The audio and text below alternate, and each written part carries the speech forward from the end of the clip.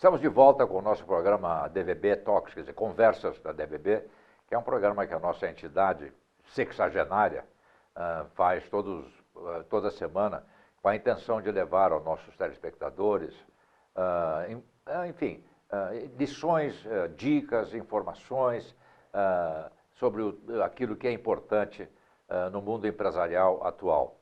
No caso do nosso convidado de hoje, o Herberto Yamamura, ele é conselheiro da DVB. Então, para nós é uma alegria maior ainda ter aqui como entrevistado um membro do nosso conselho, né, da nossa entidade. E eu queria começar logo essa entrevista contigo, te perguntando, você hoje fez a Science Energy Brasil Limitada, né? Você criou, não é? Que é um startup, né? Ok? Startup. Para soluções de eficiência energética e sustentabilidade para óleo e gás, baseado em nanotecnologia e organometálico. Eu sou um fã da nanotecnologia, né? Ok? Então, agora, e a coragem para fazer essa altura dos acontecimentos no startup, para começar uma empresa? Como é que faz? Inicialmente, é um prazer estar aqui com você, os nossos velhos amigos, né, da DVB. Muito obrigado pelo convite, é uma honra. Agradecemos.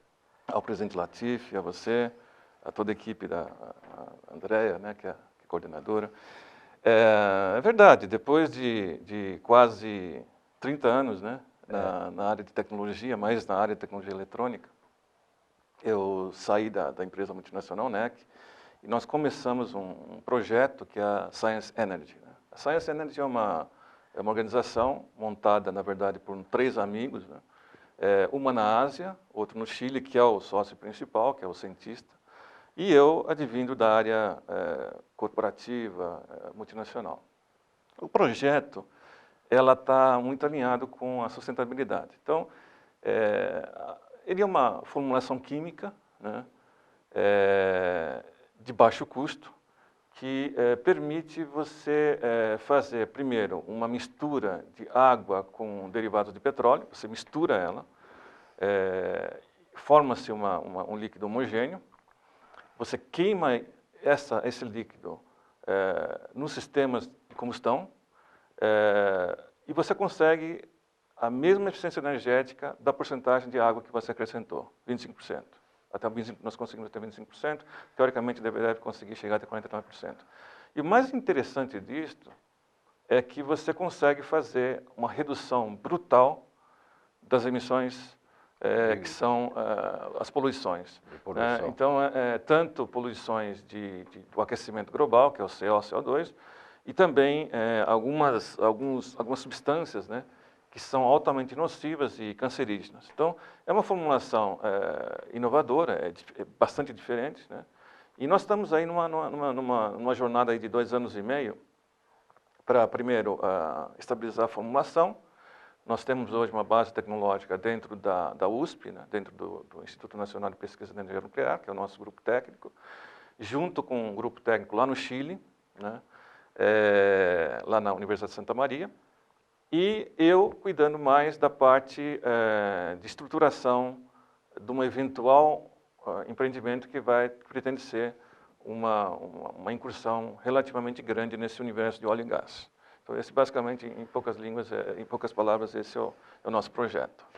E como é que está o projeto no momento? Bom, primeiro eu quero voltar ao princípio. E a coragem para fazer um startup? Assim, porque muitos dos nossos telespectadores, nossos espectadores, estão com essa vontade, brasileiro, né, você sabe, né? Não é só pela crise, mas porque faz parte da nossa personalidade, né?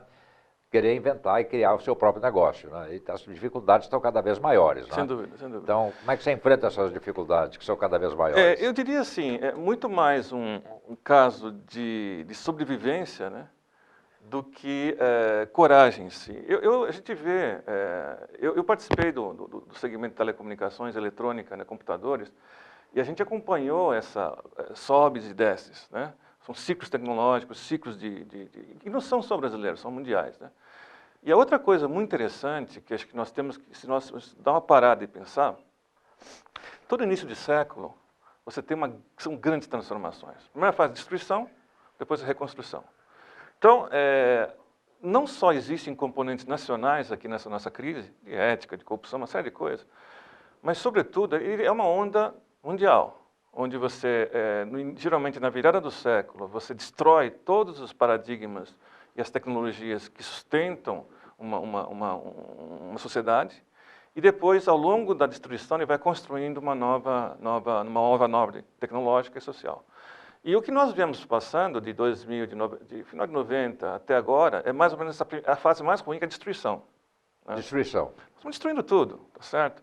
E vai construir uma nova ordem, baseada em tecnologia, baseada em sociedade.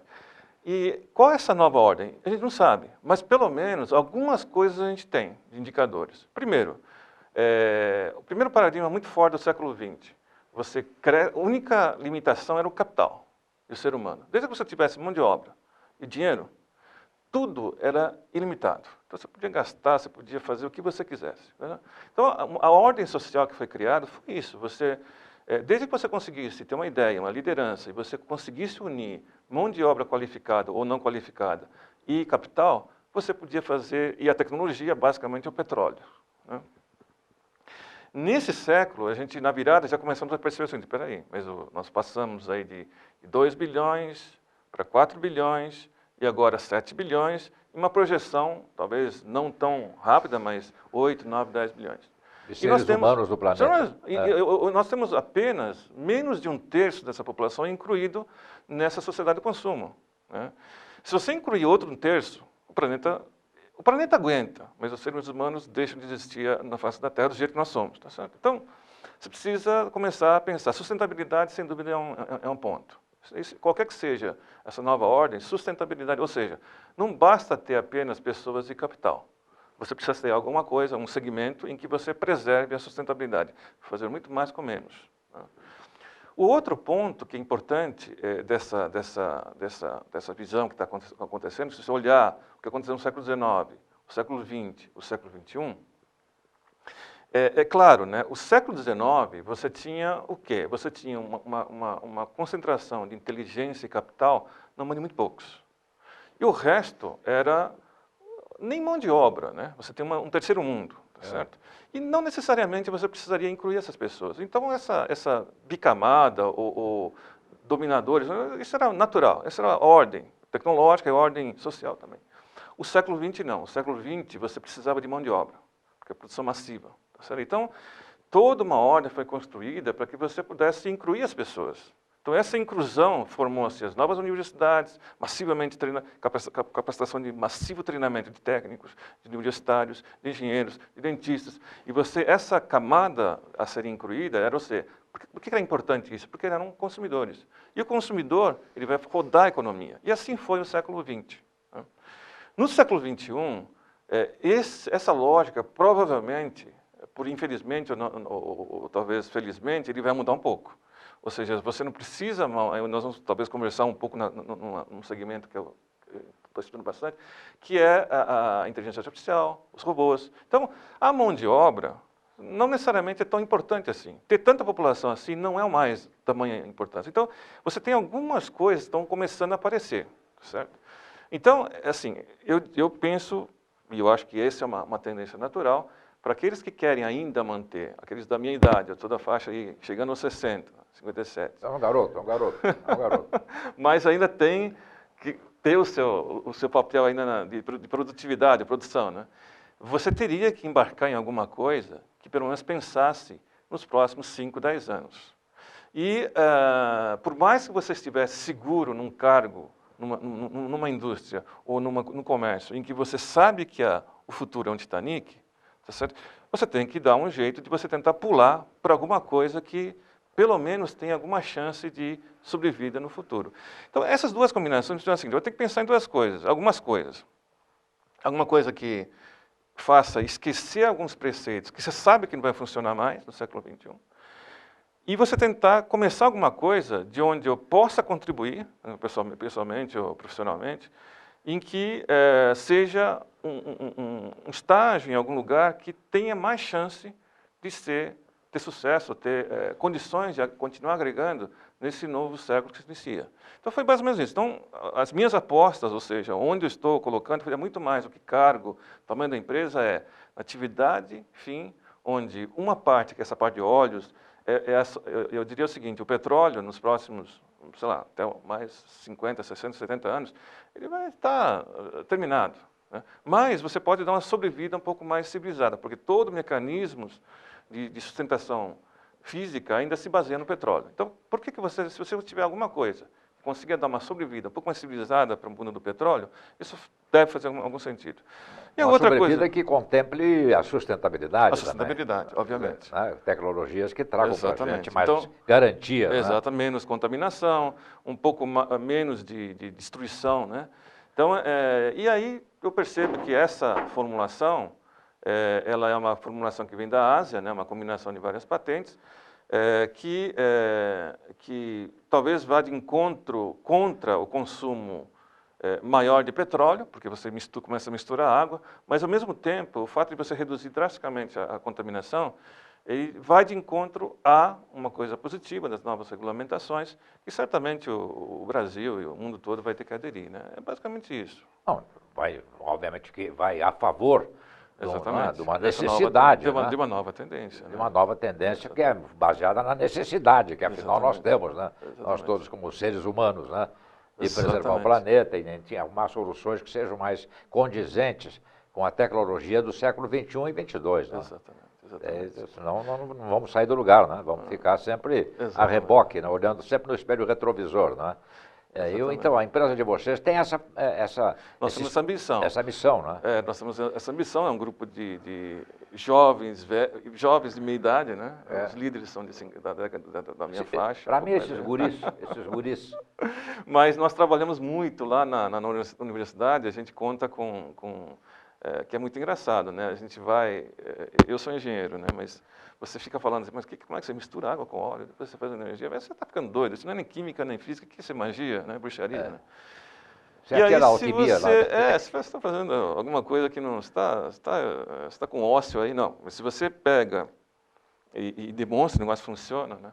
E os grandes, vamos dizer, que estão hoje na academia, que estão estabelecidos, pouco dão importância, sabe? Falam assim, isso aí é perder tempo para mim. Agora, os que realmente nos ajudam, ou seja, não, deixa eu ver isso aí, são mais jovens. Por quê? Porque eles sabem que esse pessoal pode estar maluco, mas se eles tiverem 10% de razão, eu vou estar embarcando em alguma coisa que talvez faça sentido para mim. Porque eu sei que para você, os mais 20 anos, 30 anos, você não vai estar mais aqui. Mas nós significa 20 anos, de 30 anos, estão começando agora ainda a carreira universitária, nós vamos ter mais uns, sei lá, se as coisas, a expectativa de média de vida avançar, uns 90, tem uns 50, 60 anos, né? Mas, Alberto, como é que está essa tecnologia? Em que estágio está? Tá.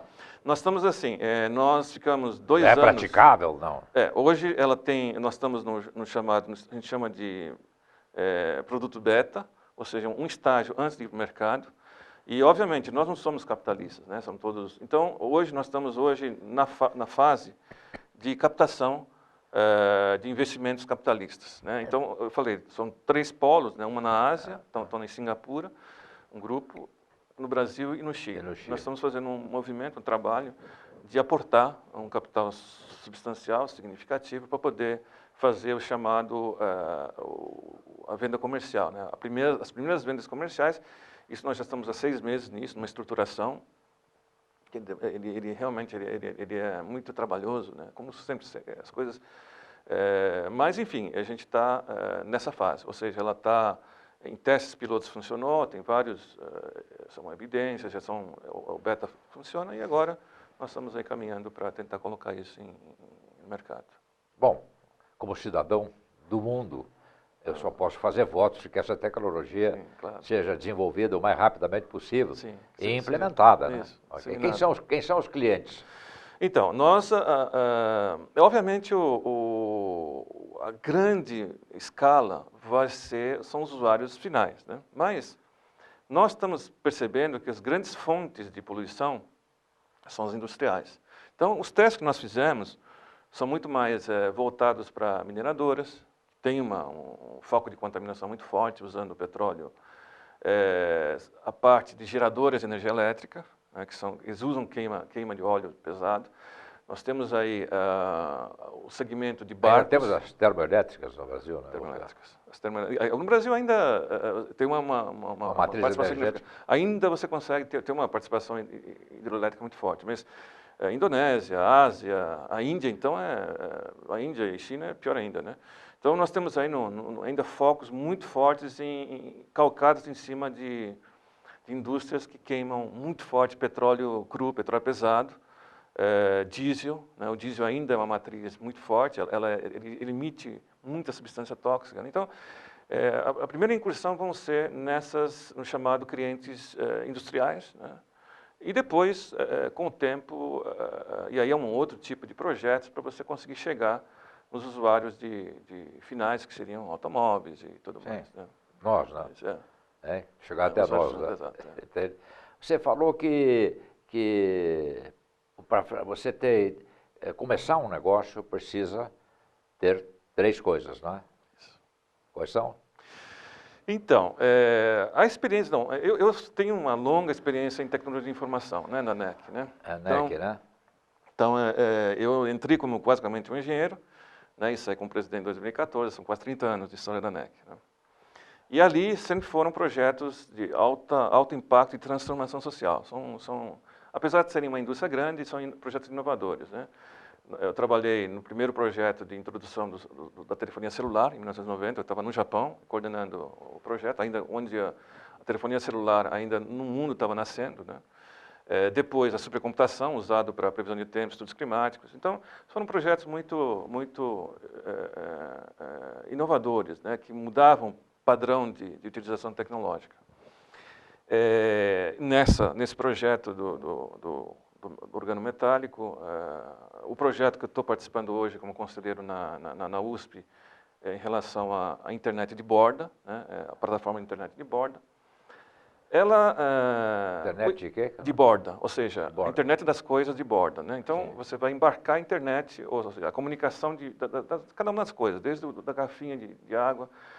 Então, isso é uma coisa que é uma tendência que vai acontecer. A grande diferença é que nós estamos aguardando aí um preço, né, capaz de você embarcar realmente inteligência em cada uma delas. E nós estamos hoje num programa muito interessante, depois a gente pode até conversar numa outra oportunidade. Na USP? Na USP. É um laboratório onde eu sou formado, né, na Politécnica, e nós temos um laboratório que ela apresentou um programa, está fazendo um programa, também está no estágio beta model, né, que ela deve revolucionar o uso da internet das coisas com uma plataforma extremamente de baixo custo, né, que pretende ser a plataforma nacional de internet da borda, né, e com um programa de ser um projeto global. Mas, voltando à sua pergunta, para quem está pensando em começar alguma coisa ou já tem alguma coisa, mas tem uma dificuldade hoje no crescimento de vendas e de produtos, e está pensando em inovação, primeiro ponto, ela tem que ser alguma coisa que ela cause uma ruptura, né? Ela não pode ser a mesma coisa. Ela mude de direção. Em que direção? E essa mudança pode ser na redução de custo, onde hoje no Brasil se fala muito disso, redução financeira, mas esse caminho é um caminho que tem suas limitações, você não consegue fazer a mesma coisa a um custo mais baixo, a não ser que você perde qualidade, né? Então, são coisas muito, muito difíceis. Agora, tem uma outra coisa que você pode pensar, que no Brasil não se pensa muito, uma redução não só do custo, mas no insumo dela. Então, hoje eu gasto, por exemplo, 400 quilos para produzir um carro, por exemplo. Tá certo? Se eu conseguir encontrar uma forma que consome 250 quilos, né, e mistura uma outra coisa, isso é uma mudança que no início pode até não ser uma coisa de preço, mas com escala você pode reduzir o custo e você uma mudança de paradigma. Exatamente. Então, você pode trabalhar na ponta do insumo, tá certo?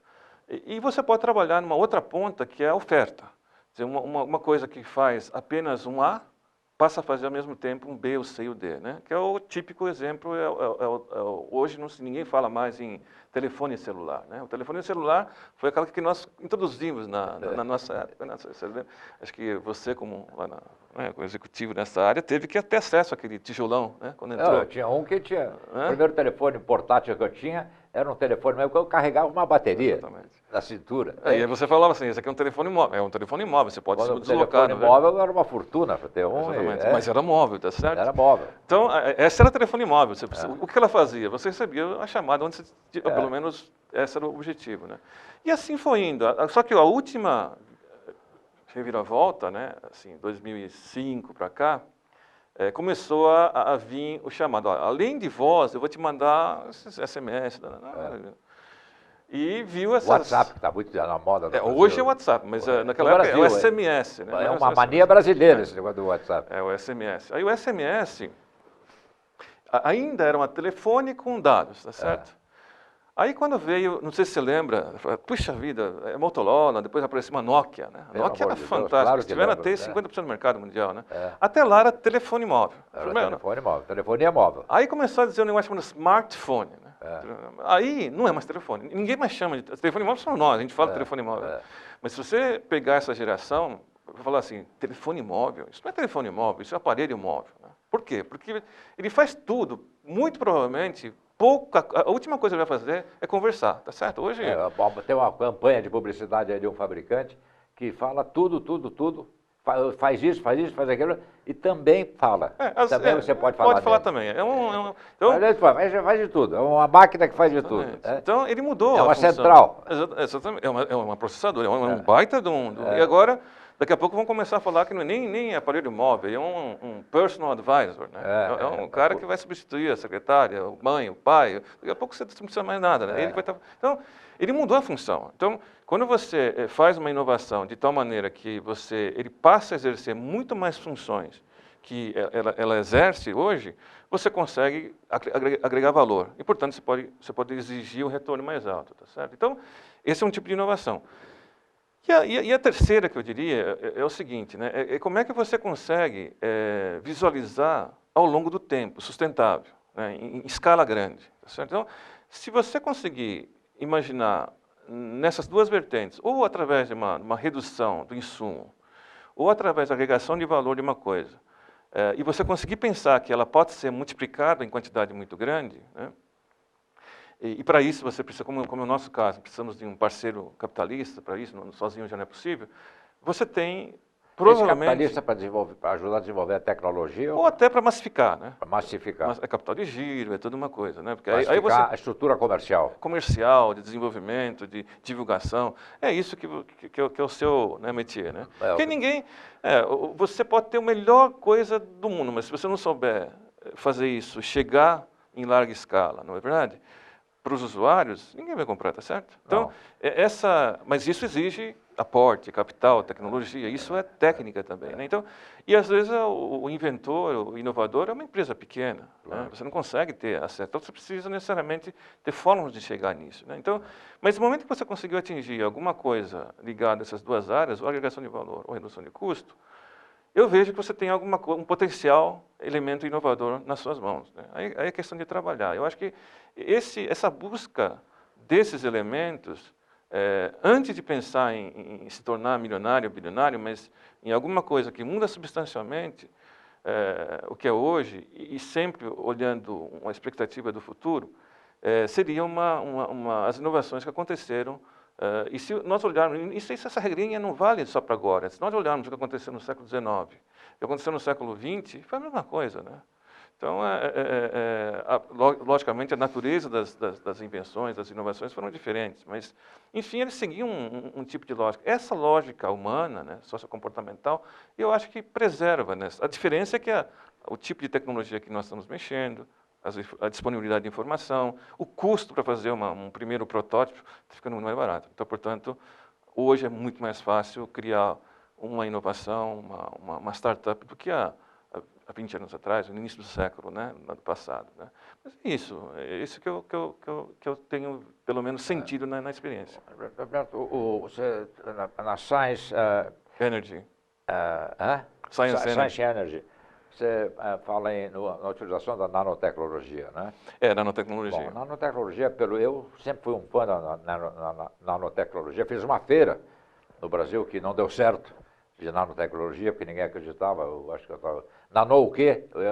Nano o quê? Nano o quê? Eu fui um dia falar com o ministro lá em Brasília, ministro da Indústria e Comércio, eu estou fazendo um empreendimento para difundir nanotecnologia. Você fala, Veco, nano o quê?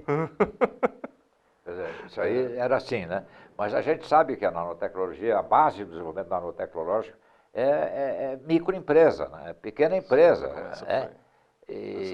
Que é o fundamento de toda a descoberta, né? Exatamente. Não é a grande corporação. Exatamente. São pequenas empresas. Exatamente, Né? exatamente.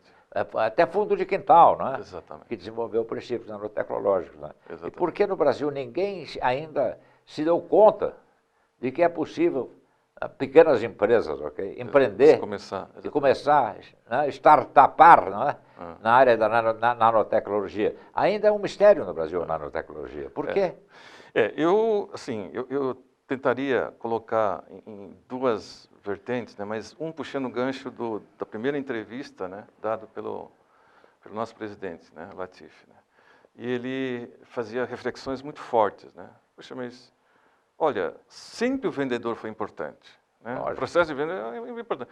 Então, e vai ser importante, não importa o que aconteça nesse século, esse elemento vai ser muito importante. E eu acho que tem um pouco disso nessa pergunta sua. Né? Eu interpreto, né, na ótica de quem trabalhou em laboratório uma vez, fez a engenharia de sistemas, tentou vender o sistema, fazia esse processo, de fazer com que as pessoas consigam entender o que eu estou fazendo, na verdade, é um processo de venda, sabe? Ele é mais do que ser vendedor. E aí vocês discutiam do pejorativo, né? O vendedor não. O pejorativo passa a ser quando você quer empurrar uma coisa que eu enganei o outro lado. Né? E tinha muito disso, né? Mas não é um vendedor, é um empurrador, né? Exatamente. Isso não é vendedor, porque não, acabou pegando, grudou uma... Mas o vendedor mesmo para valer, e eu tenho essa experiência muito boa em compras de carros e tal, aquele vendedor é aquele que, primeiro, não necessariamente ele faz o seu enxoval de festas e te convida para um... Não, é aquele que melhor entende o seu produto, se é automóvel, ele procura entender o perfil de quem está conversando, né? E procura casar. Olha, eu acho que no teu caso aqui, vai lá, faz isso. E você se torna realmente vamos dizer, ele se torna um advisor seu. Um conselheiro do cliente. Sabe? Exatamente. Eu acho que o problema um dos grandes problemas que nós temos nessas coisas novas, né? Por exemplo, esse nanotecnologia, quando a gente falava na supercomputação de teraflops, né? Puta, mas... Aí, quem inventa, né, é muito natural. Nanotecnologia, é nano. Sabe o que é nano? Nano é assim, você sabe o que é micro, você sabe o que é metro. Então, você pega -3, você é nano. O que é tera? Pô, tera é o seguinte, você pega o que é quilo, multiplica por 3, é mega. Mega vira tera. Tudo bem, você entendeu, mas e aí? E aí? Então, eu acho que precisa realmente um processo de vendas. Você precisa ter um processo, não só pessoas, que consiga fazer com que uma tecnologia, que nano é uma medida, né? Na verdade, é muito pequena, né? Muito pequena. Você consiga mostrar, olha, essa coisa de tecnologias muito pequenas, você consegue, com isso, você desenvolver esse tipo de coisa, isso tem valor. Né? Essa forma de transmitir, eu acho que nós, quando eu digo engenheiros e pessoas de laboratório, nós pecamos muito. Né? E aí, eu vejo assim, é uma lacuna que existe entre quem mexe com o produto, quem desenvolve o produto e quem leva isso para o mercado. Né? Então, no momento que nós conseguimos, seja no nível laboratorial, você ter realmente pessoas que têm uma formação de comunicação, uma facilidade de comunicação, né? Ele se junta e as duas têm humildade de conversar e desenvolver, essa é a coisa, entendi, mas o que isso faz?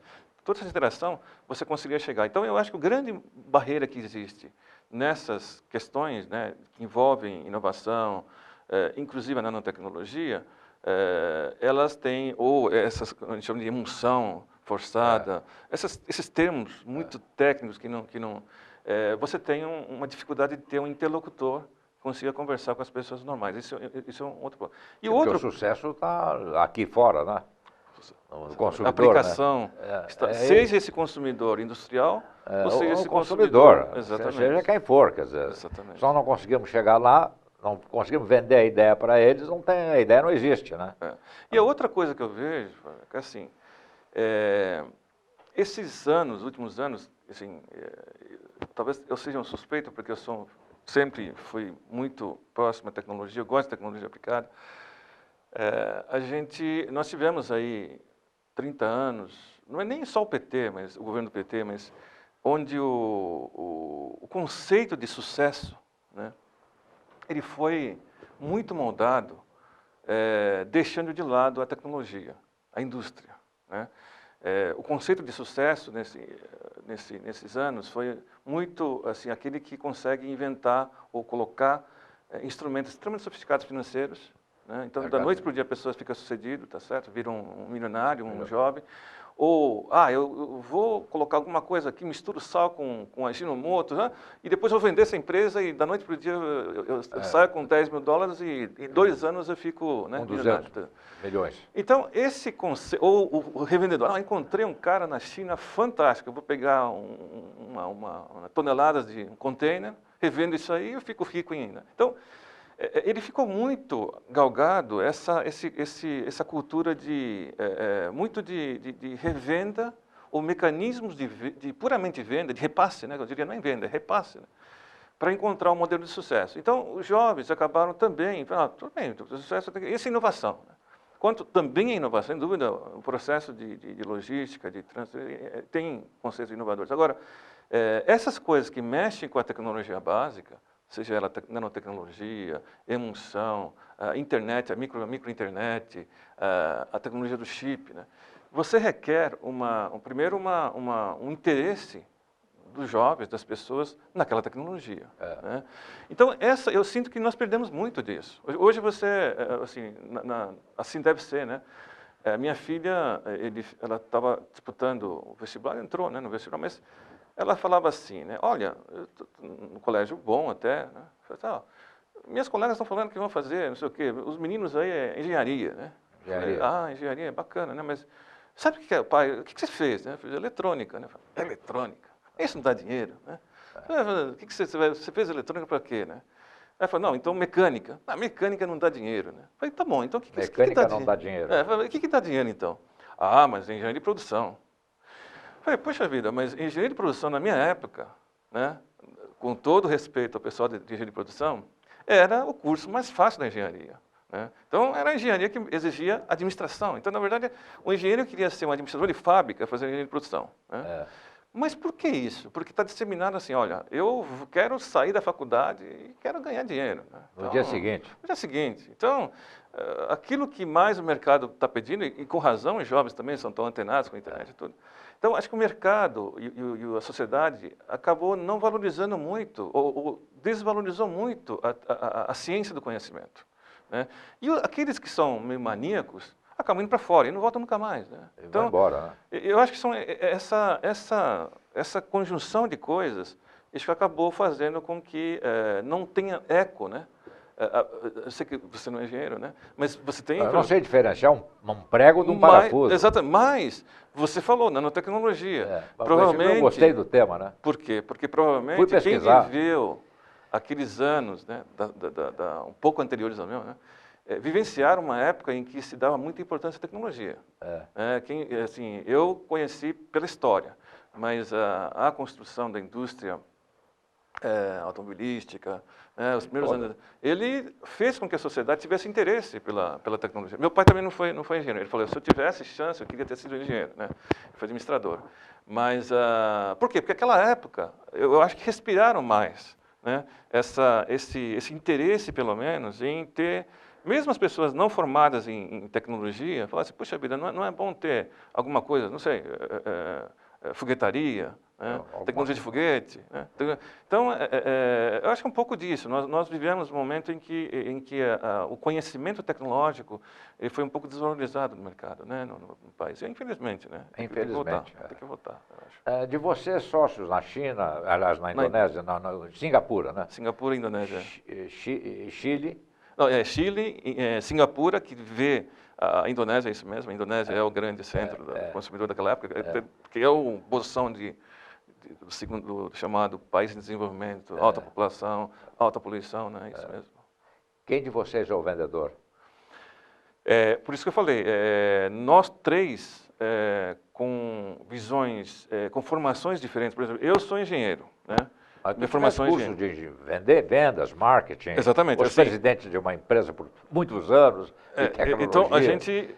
Mas tinha produto de consumo também, né? Porque virou produto. Exatamente. Né? Então, a gente participava, eu participo, sinto que o processo de vendas, que é um processo, marketing vendas, né? Que é um processo de comunicação do que você está fazendo, do que está se propondo, eu lidero bastante. No Chile é diferente, ele é um engenheiro mecânico, é um cientista, ele é um professor da faculdade.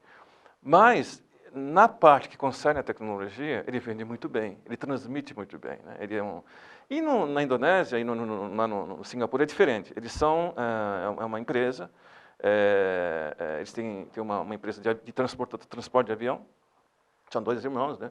Mas eles vieram de um segmento completamente diferente, né? Não entendem nada de tecnologia. Mas eles, diriam assim, mais próximo ao marketing e venda são eles. São eles. Porque não dominam muito a tecnologia, mas representam muito bem. Eles conseguem juntar centenas de pessoas no negócio, eles conseguem... Esse tem uma... Vamos dizer, eles sempre têm, diferente de mim aqui, que tem um linguajar mais técnico, mas tem um linguajar muito mais de palestrador, né? Muito mais mas de qualquer forma, muito mais inteligível. Mas de qualquer forma, todos participam do processo de transmissão do conteúdo, tentativa de transmissão, né? Cada um com um viés diferente, né? Bom, então você é uma startup multinacional, já começa... Nós temos que pensar, isso é fundamental, a gente, seja o que for, talvez seja esse é um ponto importante para o mundo ocidental, né? Quem for fazer alguma coisa, mesmo que seja uma coisa pequena, que pense globalmente, né? Ou macro-regionalmente. Nunca pense apenas no seu bairro ou no seu estado, mas ele tem que atender preferencialmente o seu entorno. Mas o projeto tem que sempre estar voltando a olhar o globo, né? Então, eu acho que ser escalável até. Essa que é a diferença entre o americano e o brasileiro. No brasileiro, até às vezes tem coisas muito interessantes, mas eles, por essa cultura, né, acabam falando, não, eu estou só no Brasil aqui, eu fico aqui. Enquanto que os projetos que dão certo, é aquelas que nascem com o propósito de serem, não, eu vou fazer uma coisa boa, baseada na minha sociedade, mas ela tem que ser usada numa escala mundial, né? E se olhar todas as tecnologias que tiveram sucesso no mundo, não é só nossa, né? Seja as que saíram do Japão, por exemplo, a Sony, a Panasonic, que são as mais internacionalizadas, eles já nasceram com o intuito de influenciar o mundo. O mundo, né? Já nasceram com a ideia global. Né? Tanto é que o projeto, não é a minha NEC, né? A NEC nossa é um pouco diferente, ele é muito mais forte doméstico, porque é uma empresa de infraestrutura tecnológica, né? Mas essas que fizeram sucesso lá fora, inclusive o nome, né? É muito mais palatável, né? Um Sony, Panasonic. Né? Então, ele já nasce com o objetivo de, eu sou pequeno, nasço aqui como fundo de quintal, mas lá na frente, daqui a 20 anos, 30 anos, eu vou estar trabalhando para o mundo. Né? Eu acho que essa forma de pensar é importante. Então, esse é um conselho que nós estamos dando aqui para os nossos telespectadores, da voz experiente dele, né? Do Herberto, né? Que, como já disse anteriormente, é conselheiro da DVB. Né? Nós, muito prazer, muita honra. Nós, da DVB, há mais de 60 anos, nos dedicamos à formação, à transmissão do conhecimento na área de marketing e valorização, transmissão do conhecimento e valorização da profissão de vendedor. Não é? E nós continuamos insistindo que o mundo pertence ao vendedor. Não é? Quem vender melhor, mais... Ele é um recurso fundamental. Né? Seja para o bem, seja para o mal, né? Tem que ser para o bem. No nosso caso, a gente procura dirigir para o bem, tem que ser aqui na DVB. E a DVB tem muitos cursos importantes, interessantes, e eu queria fazer uma sugestão a vocês que estão nos ouvindo, aqueles que ainda não fazem parte da DVB, pode fazer. você pode se associar. A DVB é uma entidade sem fins lucrativos. Você pode se associar à DVB e a sua contribuição como sócio vai permitir que a gente faça programas como esse e outros que a gente tem vontade de fazer, mas que precisam realmente da adesão de um contingente maior, né, de pessoas. Né? A ideia de que desenvolver a área de marketing e vendas é importante, inclusive, para uma empresa de alta tecnologia como a que tu está desenvolvendo. Né? Isso mesmo. Sempre foi e sempre será. Né? É isso aí, sempre foi e sempre será. Bom, Herberto, nós queremos te agradecer muito, mas antes disso queríamos te dar um exemplar desse nosso livro aqui. Que bacana. Que é muito pesado, não tenho nem força para segurar. É uma... Você conhece esse livro?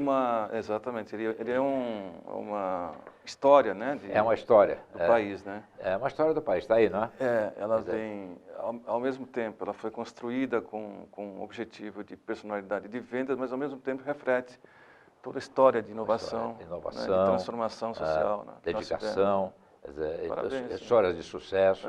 Parabéns. É um trabalho muito bem feito. Né? É um trabalho que pode emular outras pessoas, né, porque essa é a finalidade, não é? É isso mesmo. Entusiasmar e emular pessoas para seguir alguns desses exemplos aí. São ideias e personalidades de referência, né? Personalidade de vendas, quer dizer, então continua sendo, né? Nós ainda continuamos insistindo nessa tese, né? De que vender é muito importante, né? E aprender a vender melhor ainda, né? É fundamental. Certamente. Obrigado, Alberto. Então, muito obrigado em nome da DVB. Muito obrigado a você.